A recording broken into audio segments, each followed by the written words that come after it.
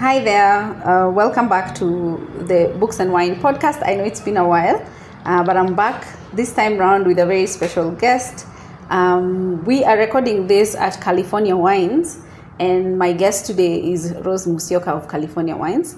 But over the course of this conversation, I'm sure you will know a lot more about California Wines and what they do. Rose, karibu sana. Welcome to Books and Wine, the podcast. Hello. Thank you very much, Wendy. Thank you for welcoming me to this podcast. Hello, everyone out there. My name is Rose Musyoka. I'm the director of California Wines by Rose. That's our brand name. And the name is very special. Yeah. It comes from the fact that our specialty is American wine.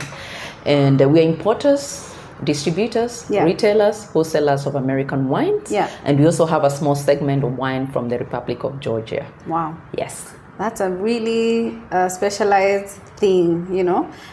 So let me correct myself to say that it's California Wines by Rose. Correct. So that's a full name, not just California Wines. Correct. I'm curious to know how you got started at, for California Wines by Rose. Like, how did that come about, and why this specific focus? The reason is a long time ago, not actually long time ago, I lived in the United States. Mm-hmm. I went to college there. I worked there for corporate America. And I would come home often, I would visit. And by that time, of course, living in the US is, I don't know whether you're aware, is the fourth largest producer of wine after Italy, France, and Spain is California. Wow. In terms of volume? Yes, in terms of volume. I didn't know that. Yes. If you go looking to the rankings, you find America is actually number 4. And it's highly presented by California because California produces over 90% of all the wine consumed in the United States. Wow. Yes. Okay. So coming back every time I come for vacation, of course, because I'd gotten used to drinking American wine, I'll be looking for American wine because then my palate was accustomed to that. Yeah. And that time there was hardly any. We're talking about 15 years ago, there was almost no American wine in the market. So I'll end up, of course, with South African, which was many Kenyans, of course, are familiar with South African wine, yes. Readily, and a bit of Italian, a bit of French. So that's what was available at the time. So fast forward, when I decided to relocate to come and settle back in Kenya, which is where I was born, I decided to bring a piece of me with me and a piece of what I liked, and that was American wine. It tastes different. It's a different palate. It's because of the terroir, because of the weather, the climate of America. American wine will taste very different from what South African wine tastes like, or Chilean wine, or wine from any other part of the world. Yes. And even when it's the grapes that people have experienced before, right? So because I know California, the Napa Valley is famous for the Cab Sauv. Yes. So even if you're used to the Cabernet Sauvignon from a different place, maybe South Africa, when it comes to American wine, it tastes different, Yes, and that is heavily influenced by the terroir. The grape may be the same, but the terroir is what heavily influences how the wine is going to taste. By terroir, of course, we mean the climate, we mean the weather, we mean the rainfall, we mean the soil, we mean the geographical, location where the grapes were grown. The grape may be the same, and think about it like differently. Correct. Think about it like how you can think of a mango in Kenya. A mango from Kiambu tastes very different from a mango from Mombasa. The seed may have been the same. Yes, but they are grown in different regions. Yes. They're affected by different climate, the weather, the sun. Yes. And as such, even after it ripens, it's really not going to taste the same. You easily be able to tell this is not a mango from Mombasa. This one is, for sure. There's this running joke that I see all the time that, when it's mango season, that's when you start calling your Kamba friends. You see? Just to stay in their good books. It's the same thing. Because their mangoes are unmatched. Yes. Now, how has the reception been, about American wine and trying to push for this particular niche? What has the market reception been? And of course, the challenges are there. The market does receive the wine, but of course, they tend to compare it a lot with what they have always consumed in the past.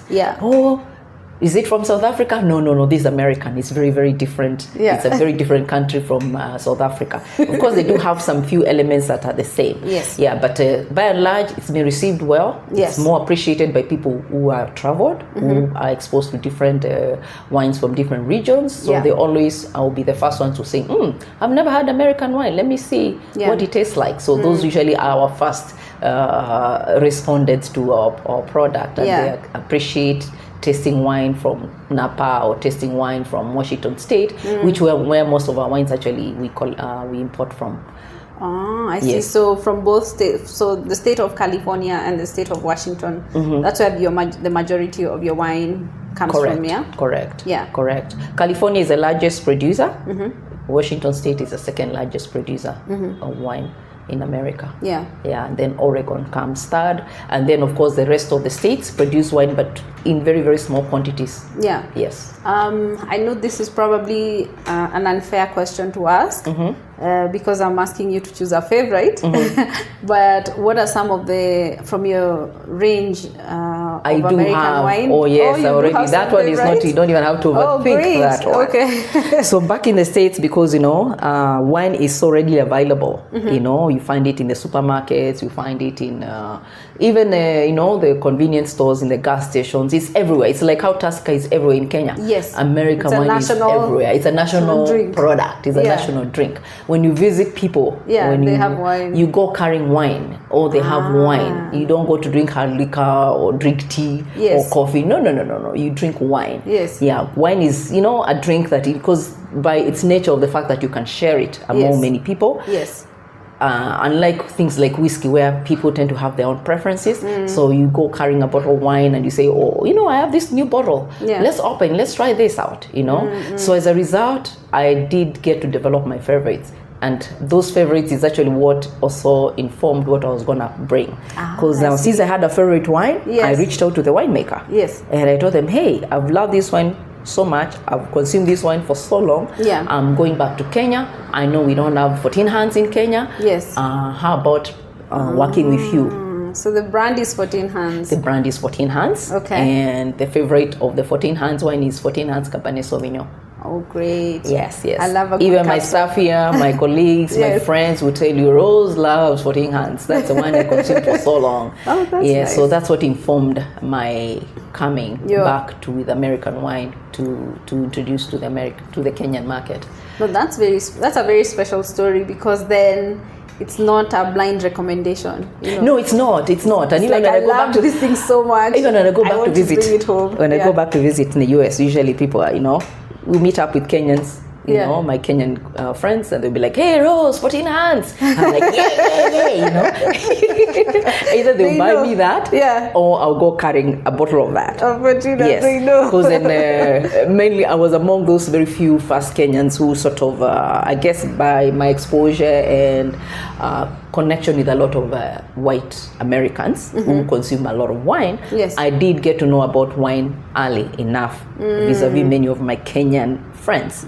So as a result, whenever I would visit those Kenyan friends, I would always show up with wine. And I started off with the 14 hands, but after that I realized, not many of them really understood wine. So I would try to introduce them to different wines every time I visited them, or if they came and I'm the host, they would find different bottles of wine. I'm like, we have Red Diamond, Malo, this time we're trying this, So I did have a lot of curiosity to know about wine. And when I'm not going to college or when I'm not working, I used to stop by the supermarket and just read the label, one label, to learn about what is the story behind this. Wow. Now, Americans are very rich in history and they like to tell stories about their products. So what you find in their bottles, their labels, on the back, they do write a little story about how it all started. Like 14 Hands has a story. Every wine sort of has a story. So I love reading those stories, because some could be family heritage, where this was started by their great-great-grandfather, and now it's been passed on. Now they're on the fourth, fifth generation, and so they've named this particular brand after maybe their great-grandfather, So there would always be a story, or like now, like 14 Hands. Why is it called 14 Hands? 14 Hands is actually it's in honor of some horses that lived the region where the grapes of 14 hands grow, it's called Columbia Valley in Washington. So long time ago, it was just a forest where some little horses once roamed freely. Yes. Now these little horses were really little and they were short. And those days, there never used to be a way of measuring things. I don't know if you recall, Wendy, that before tape measures came about and things to measure, people actually used to measure like a shamba. If you're buying a shamba, people with your steps. With your steps. For sure. Likewise, it was a trend all over the world, not just in Kenya. So even there, they didn't have a way of measuring. So these horses were so short, and they identified the shortness of those horses by the hand, where a hand is like, this length. Okay, so the height of the horses was 14. About 14 so hands. 1, 2, 3, 4, 5. So 14 hands. Yeah, was the height of those horses. So of course, after they decided to clear the bush and grow the vineyard, convert it to a vineyard, they decided to name the vineyard 14 hands in honor of these horses that once freely lived and roamed around that area, Columbia Valley. So it pays tribute and homage to those little horses. No, that's really beautiful. That's the story behind that. That's so those are the stories I love. And those are the things that you can never forget. And that's what you see now, like our bottles of 14 hands. If you notice, they all have a horse. Yes, they all have the horse. Yes. And I think those are the things that you can never forget, and that make a brand really special. It does. Like the 14 hands actually has a connection. Yes. It's one of our top selling brands in the market, and we always laugh with my staff here. Some customers will call or send us a WhatsApp message. Hello, I want the 14 horses. 14 has stuck and there's a horse on they know the 14 sticks and they know there's a horse. So we hear 14 horses. Actually, especially the horses is what most remember. Oh, wow. So here I want the 14 horses, or I want the wine with the horses. So that one sort of stuck and connects a lot with our customers. But the wine is also beautiful, No, that's really lovely. And I think that's something that I've noticed as I have come to discover more and more about wine, is that the stories are as important as the product itself. Correct. And for some of the winemakers, it's about the heritage. Yes. Because, maybe it goes back to the 13th century, especially for the European wines. Yes. They'll talk about that. This has survived World War I and World War II, or this has stayed in the family for 6 generations. And there's that sense of, that emotional connection even beyond the wine itself. Exactly. And I like also what you said earlier about, a wine lends itself to a connection. Because you're sharing a bottle with somebody. Yes. You're creating a memory. You're creating a memory, you're sharing stories. Yes.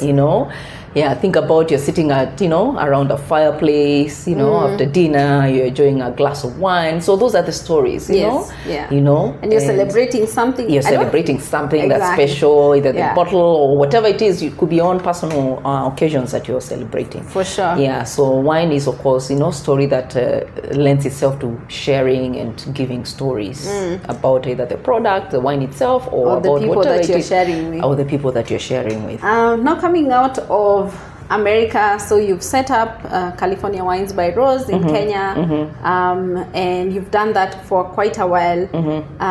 You also went into another direction, which is introducing Georgian wine. Can you speak to us a little bit about that? Because I know, other than, and this might be confusing, I don't know if your customers have the same issue. When you talk about American wine and then speak of Georgia, they tend to think we're talking about the state of Georgia. Yes, some would tend to think that, and we try a lot to make sure that we don't say Georgia, we say from the Republic of Georgia. By saying that, we're trying to say from the country of Georgia, so to sort of differentiate. Yes, still some struggle. They're like, Georgia, what do you mean, and all that. Now, I don't know that, when do you know, most wine around the world, most wine grapes produce dry wine. Very few grapes produce sweet wines. Sweet wine, okay. A majority of wine, regardless of where it comes from, is predominantly dry, white or red. Most of the sweet wines you'll find, especially in the market, will have added sugars. Sucrose. grape juice, which is some form of really sugar, not good for you. Which is, of course, it's not good for you, because those means you're really just adding more calories. Sometimes they're not healthy for your body, for your heart, for your for your health. The hangover is very different. And the hangover is also very different. And that hangover speaks a lot to the sugars and whatever ingredients and whatever additives have been added into that particular wine. Now, our American wines, are high quality. They are pure in terms of the grape, what's written on that bottle, because in America also does have standards that they require wine to show what it's made of.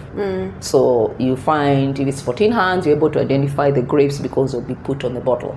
So the label, whether the front or the back, it must have, by law, it must indicate the grapes. Okay, that's standard. Now, America and many other, of course, countries that produce wine, there's very little of sweet grapes that produce sweet wines.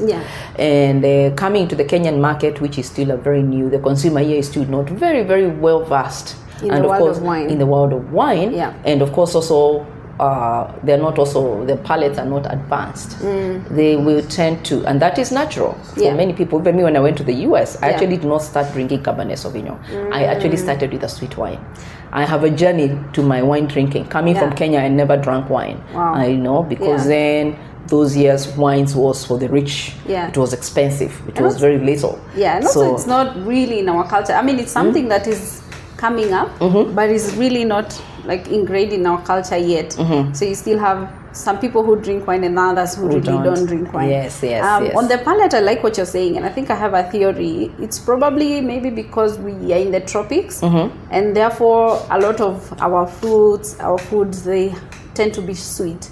So our palate, like our pineapples, our mangoes, they're really sweet, so our palate is used to some level of sweetness. But even I have a theory. I'm sure I'll dispute your theory. Even those other places, the pineapple is pineapple, mango is mango. Is it sweet? Is it really nice and sweet? Well, I could be wrong. I probably would even say, I can say maybe it's different. Our palate when it comes to food. We eat a lot of spicy food there. Out there, like in the US, their foods are not really spicy. They tend to be a bit bland, on the bland side. Yes. Okay. You know, and it's just their palate. But with mangoes, pineapples, they're still as sweet as what we enjoy here. Okay, let me put aside my theory. I think I'll attribute it to our makeup, genetic makeup. We tend to, the sweet sense is more developed earlier. Okay. I think even from childhood, small kids, if you gave them something sour or something that is dry, I think they would kind of like, it takes a minute for them to adjust to that. So because we're still young in drinking wine, compared to developed countries like America, Australia, South Africa. People that actually produce it. People that actually produce it. We didn't grow with wine. These people, when you go to their countries, they grew up with wine. Wine is something that is in almost every home. It's on the table. Here, think about how many people even to date still have wine on the table. There's still very few. So now when you go to those cultures where they grew up with wine, so they have a very different relationship. Them wine is what tea is to us. Here, tea is on every table, right? You have a guest. Yes. So our palate is very accustomed to tea. Surprisingly, now when you go to America, they're actually not tea drinkers. Yes. Why again? Drinkers, they didn't grow up with that. They're coffee drinkers. Okay? That's what it was on their table growing up, not tea. So I guess it's what was on your table growing up. So you tend to develop that palate earlier. You get accustomed to it. So the sweetness thing is what develops for us here, and of course our tea has sugar, so it's okay. We like the taste of tea, whether it's strong tea, we still have to put sugar and all that, or we put lemon, we still have to put sugar or honey. It is still sweet.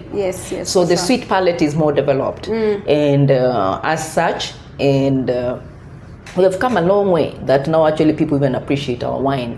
They can ask for wine by grape. Those years when I came back wine was only identified by 2 words. Is it dry or sweet? Is it white or dry? And I'll be like, I'll roll my eyes. I'll be like, oh gosh, do you have a Merlot? They'll be like, what is that? Waiters in bars and restaurants. Yes, they used to ask me, what is that? Yeah. Sometimes we come with my friends from the US and then we go to, I swear we'd off from one club to another, just looking for wine. Because then as we don't go to places where wine is not served. Yeah. So would end up going to 3-4 places by the time we settle for this is where we're gonna spend our evening. Yeah. Because then wine was an informer of where we're gonna spend our evening. And please don't tell us it's only sweet. We will run. Because they're like, we don't drink sweet wine. Yeah. We don't like the taste of sweet wine. And what is that sweet? And anyway, by asking me that question, you're telling me you only have like 2 options. So I already profile you and I'll be like, so you really don't know what you're selling. You don't have wine. You don't even have nice wine. You don't even know who you have just lost us as a customer. Yeah, so sure. we'd go and settle at a place where we ask for the bottles to be brought and we select by door because we're like, we don't trust you. Don't go and open anything there and try to tell us that is dry. We let hapa tuone, then we decide this is what we're going to go with. Yeah. But we use words. Oh, do you have a Merlot? What's your house wine? Those will be very foreign words. So look at us like, nikwambia kuko na dry. No, that still happens in certain places, right? Which I guess like once you maybe leave Nairobi, you know, like when I go up country at times, that is still the that is still the language of defining wine. I even stopped trying. I just drink something else. I'll just have a beer or something and just make peace. If I'm not carrying my own wine to Shags, then you know I do not make those mistakes. I go to Shags, I'm carrying my bottles of wine. I am not risking. Even my friends, even like 2 weeks from now, I'll be going for a Rorasho here. And the person getting married, they're in the US, they're like, Rose, can you set aside wine so you know what these Kenyans are going to bring us some boxes there? Can you just come with wine to that event? So that we are not taking chances. To drink. Yes, as much as they say they're going to have alcohol there, we know what alcohol they're going to have. Yeah, for sure. None of us drinks that alcohol they're going to have. So just come ready. So I move around with a case of wine in my trunk just because I don't want to be disappointed. Yeah, to go and be at the mercy of somebody anybody telling you kuna sweet. And you're like, what is that? Dry. So back to Georgia, you had alluded to the fact that, you know, a lot of wines, a lot of grapes naturally are dry. Yes. The majority of grapes are dry. Yes. And there are just a few that are naturally sweet. Yeah. So when you discovered that, of course, Kenya still has a young palate, and especially ladies who still like their wine sweet. And the fact that you are carrying also a good product from America that is natural in the sense of it's made of real grapes, they're authentic, no mixed anything to come up with whatever wine that you're selling. Went in search of wine that is sweet, made of natural grapes. Wow. And I found that in the Republic of Georgia. Wow. Yes. Wow. That is a long way to go in search of good wine. Exactly. And that one was to come and fill that niche to complement us with our quality American wine. So the Georgian wine is sweet. To cater for a sweeter palate. To cater for that person who still wants a sweet wine. And it's going to be good quality wine. It's not the kind that will be giving you headaches because it doesn't have added sugars. It is sweetness from the grape itself. I see. Yes, and Georgia is one of the very few countries in the world. Actually, Georgia is known to be the cradle of wine, as in where the wine began. The first grapes are known to have been grown in Georgia. This is the Caucasus Mountains, right? Well, I think the area that has the Caucasus Mountains, that's a region where the first wines were discovered. Discovered, exactly. So Georgia started off that. And the grapes that we have, the sweet wines that we have, are actually specific to Georgia. You would not find them in other regions outside of, Georgia, is a small country. They are sandwiched between Asia, And in Europe, they're yes, right exactly. in the middle. Exactly. Yeah. So, like the red grape is called Saperavi. Saperavi. Exactly. Oh, so these are indigenous white grape grapes. is Katiseli. Katiseli. So they're Russian. The Russian names. They're Russian names. They don't have Cabernet Sauvignons or Merlots. Yes. So they are indigenous. Yes. They still have very indigenous grapes. Yeah. That's what they grow there. And those two grapes are the ones that produce the sweet wines there. Oh, Oh, interesting. Now it's all coming together for me, because I can see the intentionality of what you have stocked, right?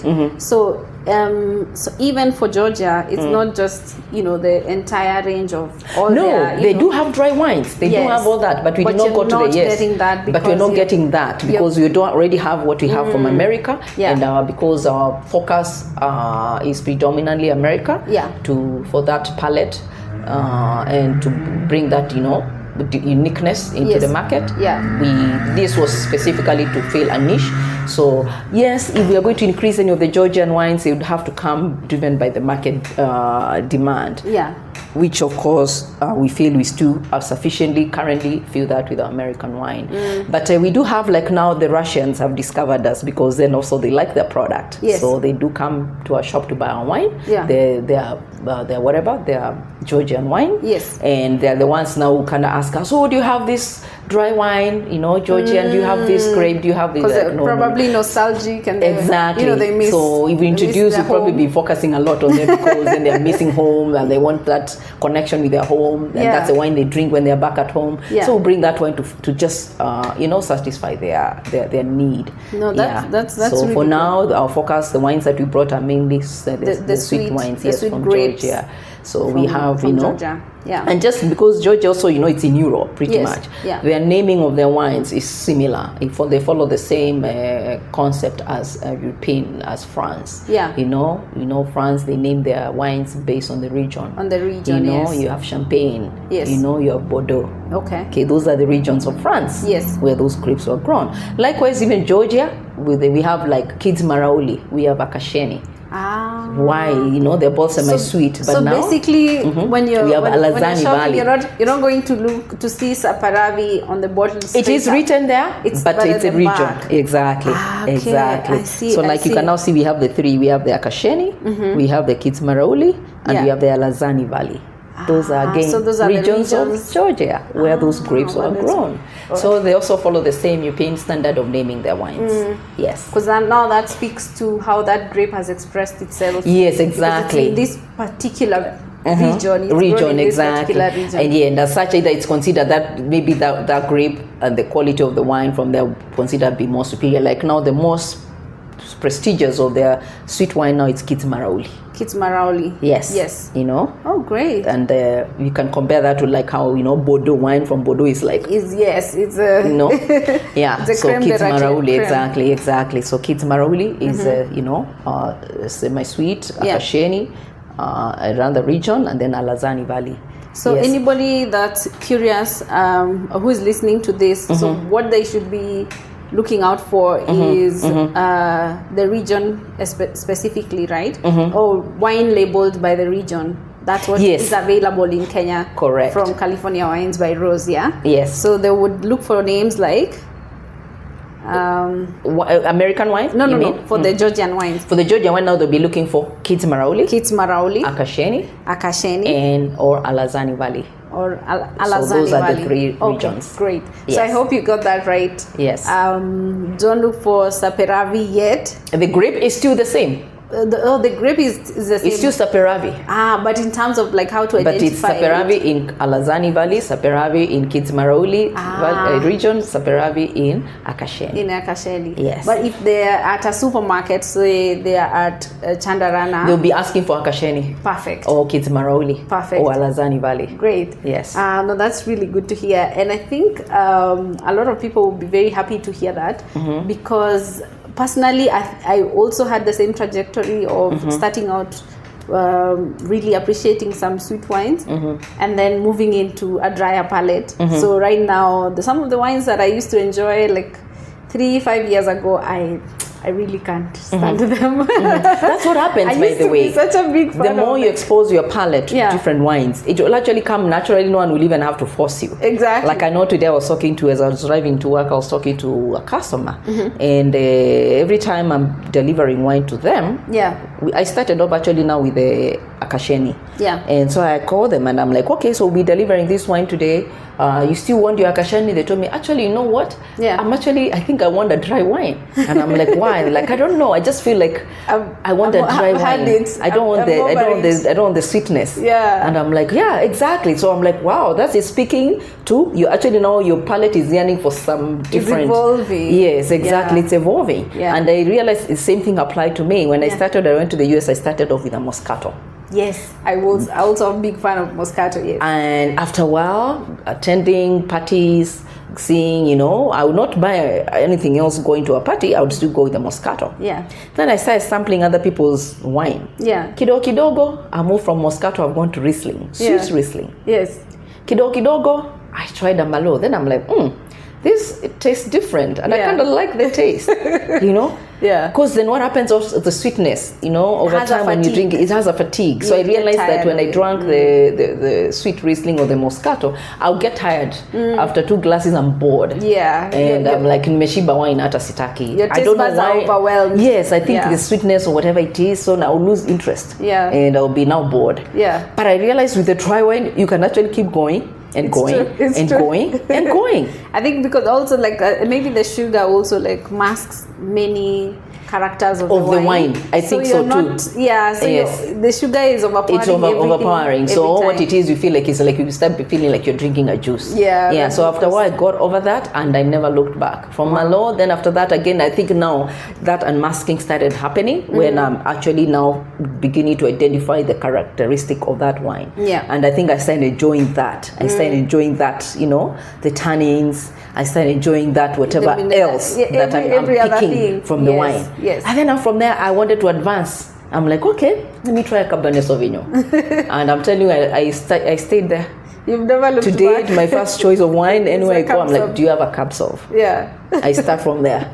Okay. So that's I find Merlot too soft. And now Merlot is what I recommend against someone who is on a wine drinking journey. Yes. If you're now kind of trying to transition from a sweet to a dry, a Merlot is a soft. It's a good landing. It's a good landing spot to start your dry wine journey. Yeah. So wine, is experiential. It's something that you don't stick to the same thing over and over, because then you don't know what you're missing on the other side. Exactly. But the more you drink, the more you try different whatever, the more you actually begin to appreciate the different tastes, and the more you find your comfortable space. Yeah.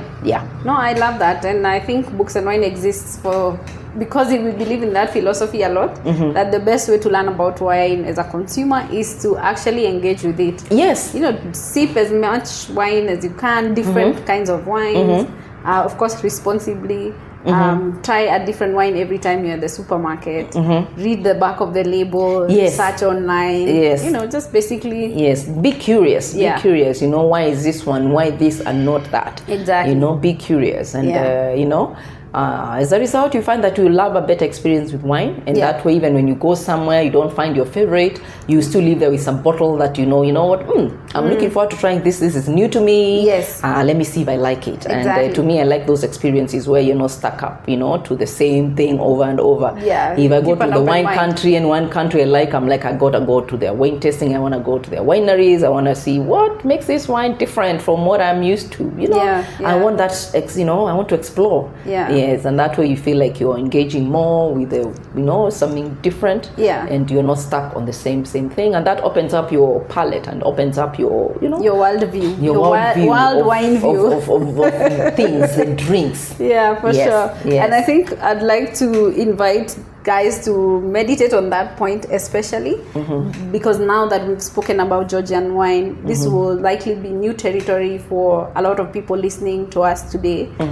So yes, call California Wines by Rose and ask for Akasheni, or Alazani Valley, or Kids Marauli. Yes. Actually, ask for a bottle from all the Georgia, three. From the for all the three, and then you can judge for yourself. Exactly. How they are all different. How they are all different. Yes. Yeah, it's a good. Which one resonates with you? Correct.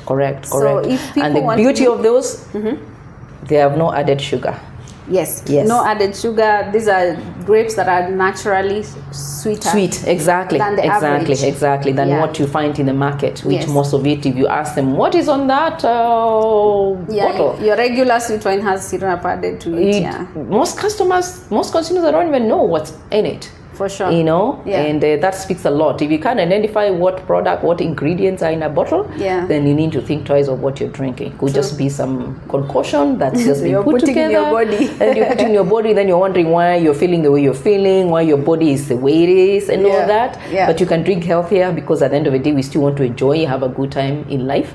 Drink quality products that you know are not going to be harming our bodies. For sure. So our Georgian wines are naturally sweet, no added sugars, and those ones speak to a person who cares about their health and their well-being, to know that you're putting in your body something that is, you know, that's not as harmful, or it's that not doesn't have unnecessary things, calories. Unnecessary calories. You can say that again, especially that calories thing. You want to know at least if you're consuming, you know, if it's 110 to 120 calories, which is like the average calories in a glass of wine. You know, and you're counting. You want to know, actually, I'd be able to enjoy my 2 glasses of wine a day. For sure, No, that's great. How can people, you know, reach California Wines by Rosé, or how can they find the variety of wines that you have available, that you have very carefully curated from across the world?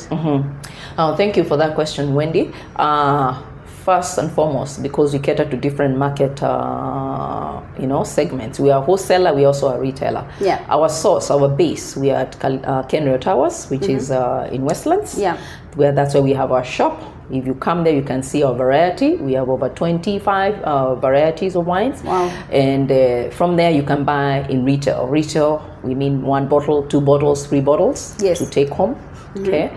If you also buying to resell, you know, we do sell in wholesale. We have a special price to wholesalers, and that means you probably have a wines and spirit shop, or you have a restaurant, or you have a hotel, or a golf club, or a wine bar, or a wine shop that you'd like to somewhere you're catering to go and list and resell those wines to your customers. We also do sell to that kind of a customer. But we are located at Kenyan Towers. You can come physically there. The other way you can find us, also we have our website, www.californiawineskenya.com. You can go shop online, pay by card, pay by M-Pesa, and we can deliver the wine to your destination. We do supply wines. We have customers as far as, Nakuru, Eldoret, Mombasa, Nanyuki. So wherever you are, we can supply those wines to you. And you can also find us on Instagram. We interact a lot with our customers there. California Wines 254 on Instagram. California Wines 254 on Instagram. And our contacts, our phone number, our email address, our website, they are on those platforms. Yes. That's great to hear. I can't wait for people to discover Georgian wine, for people to drink 14 hands. Yes. Each of the other 25 specific brands that you have at California Wines by Rose. And we can't wait to have you all out there. Come try something new. Come experience something new. Come, we learn together. And you don't have to be intimidated. I know sometimes people fear to try new things because they're like, how will I ask for that next time when I go out there? No, at least the one thing we have, especially with the American wines, is the names are not intimidating. I mean, you remember 14 horses or 14 hands, right? Yes, for sure. You remember 2 vines. You remember, Chateau. You remember, Red Diamond. So the English names. Those ones should not be intimidating. And, again, for a sense of adventure, let's also drink from, that country that is in between 2 continents. And that is Georgia. As I'm sitting here, I think it's really about time that I brought books and wine. Please do come and host a book and wine session here, and let's the guests try. Especially, I think that one should focus especially on the Republic of Georgian wines, because that will be a new territory for all. Most, I'm sure, probably haven't tried them. They have never heard of them. So that would be a good way to kick them off, especially your book club. Yes, for sure. So if you're hearing this, please watch out for the poster details for the next tasting, which will feature Georgian wines at California by Rose. Californian Wines by Rose. Correct. So the location is Kenyan Towers. Mezzanine 3. In Westlands. And that is at the Westlands just about after the Westlands roundabout. Correct. On Ring Road, Westlands. Correct. So that's it for the podcast for today. Thank you for staying with us this far into the recording. I'm glad you've joined us. And if you have any questions, always feel free to inbox on Instagram. That's at Books and Wine KE. We are also on TikTok at Books and Wine. You can email me, Wendy at booksandwine.co.ke. Until the next time, bye.